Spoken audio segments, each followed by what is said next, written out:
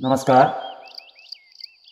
हम दीपावली का पर्व मना रहे हैं और जो भी हमारे यहाँ उत्तराखंड में पर्व होते हैं, शुभ पर्व होते हैं, तो उसमें यहाँ पर लोक चित्रकला का भी प्रयोग होता है।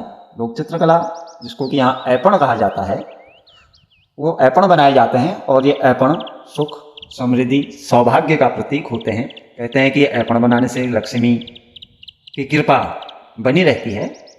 तो नॉर्मली जो यहाँ की लोक चित्रकला है, जैसा कि मैंने कहा, उसको हम ऐपण कहते हैं, लेकिन इसके भी मोटा मोटी 2-3 रूप हैं। नंबर 1, जो हम जमीन में ऐपण बनाते हैं, नंबर 1 तो उसका प्रकार है जो दरवाजे में नीचे और भूमि में जो बनाते हैं, उसको नॉर्मली हम ऐपण कह देते हैं।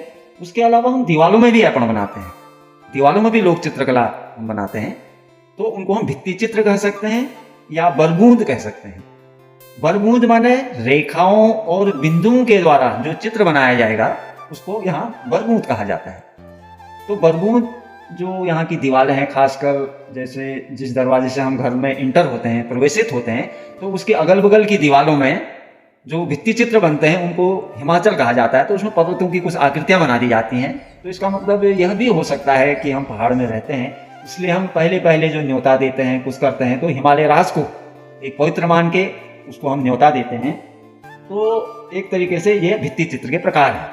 जो मैंने बरबूंद की बात की, तो तमाम बिंदुओं को आपस में मिलाया जाता है, तो इससे आसन बनाए जाते हैं। जैसे लक्ष्मी का आसन लक्ष्मी चौकी कहते हैं, शिव का आसन शिवपीठ बनाई जाती है। खासकर जब सावन के महीने में जब पार्थिव पूजन होता है, तो उसमें शिवपीठ बनती है। और ऐसे ही 24 या 30 बिंदु, जिस देवता के आसन के जितने बिंदु होते हैं, तो उन बिंदुओं को रखा जाता है। 24 या 30 या कम भी हो सकते हैं, वो पौराणिक उसमें जिक्र आता है इसमें कि किस देवता के आसन में कितने बिंदु होंगे।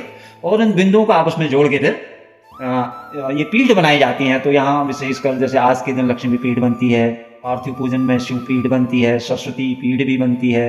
ऐसे ही शादी ब्याहों में जूती का पट्टा बनता है। तो एक तरीके से भित्ति चित्र की भी परंपरा यहाँ पर प्रचलित है। पूर्व में यह ऐपण, आजकल तो लाल पेंट लगाया जाता है, पहले बेस उसका लाल पेंट होता है और सफ़ेद पेंट से फिर हम उसमें चित्र बनाते हैं, चित्र उकेरते हैं। पहले क्योंकि ये पेंट वगैरह प्रयोग नहीं होता था, तो उनके गांव में जो भी उपलब्ध चीज़ें होती थी, उससे ही चित्र बनाए जाते थे। और ये चित्र गेरू से पहले भूमि की लिपाई की जाती थी, या भित्ति की लिपाई या दीवारों की लिपाई की जाती थी।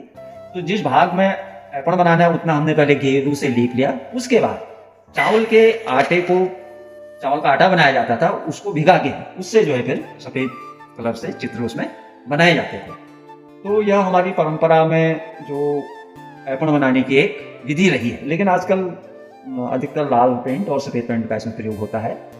और सामान्यतः हमारे यहाँ जो दीवालों में वसुधारा दी जाती है, वसुधारा लंबी लाइनें होती हैं। पहले अंगुली की जो टिप्स हैं, जो कोर हैं, उससे चावल के बिस्वार में, चावल के आटे की घोल में अंगुलियों को भिगाते थे, तो उससे दिए जाते थे।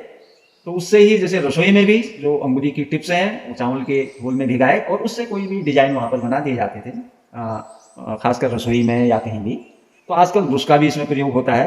तो एक तरीके से मैंने कहा कि ऐपण के 2-3 फॉर्म यहाँ पर प्रचलित हैं, और यह सभी ऐपण सुख, समृद्धि, सौभाग्य के प्रतीक हैं। यह दीपावली आपके लिए शुभ हो, यही हमारी कामना है। खूब लक्ष्मी की धन वर्षा हो आपके घर में।